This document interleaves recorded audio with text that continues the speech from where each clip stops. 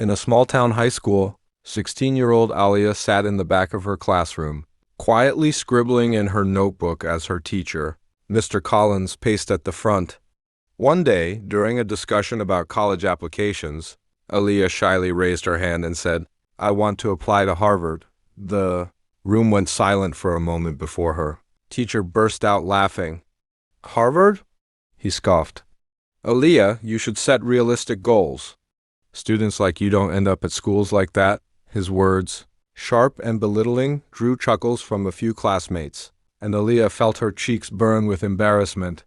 But instead of arguing, she lowered her head, quietly determined that one day she would prove him wrong. What no one knew was that Alia had been studying tirelessly, balancing school with a part-time job, and even corresponding with Harvard's admissions office after, excelling in national debate competitions. Fate, however, had something even more powerful in store for that very day. As the bell rang and the class ended, a sharply dressed man stepped into the room. Mr. Collins straightened his tie, assuming it was a district supervisor. But when the man introduced himself, the entire class froze. "Good afternoon, I'm Dr. Whitmore, Dean of Admissions at Harvard University. I'm here to meet with Alia Johnson."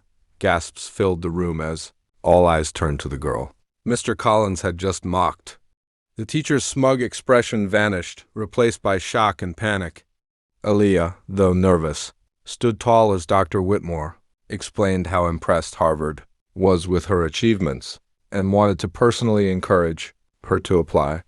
"Young lady, Harvard needs brilliant minds like yours," he said warmly, handing her his card. The class erupted in murmurs, some students looking at Alia with newfound respect. Mr. Collins, red-faced and fumbling for words, stammered, I didn't realize." But Alia, with grace beyond her years, simply smiled and replied, "That's okay, Mr. Collins, I realized." With that, she walked out with Dr. Whitmore, leaving the teacher and her classmates stunned. In that moment, the girl who had been mocked for dreaming too big proved that no dream is too high, and no voice of doubt can silence the determination of someone who dares to believe in themselves.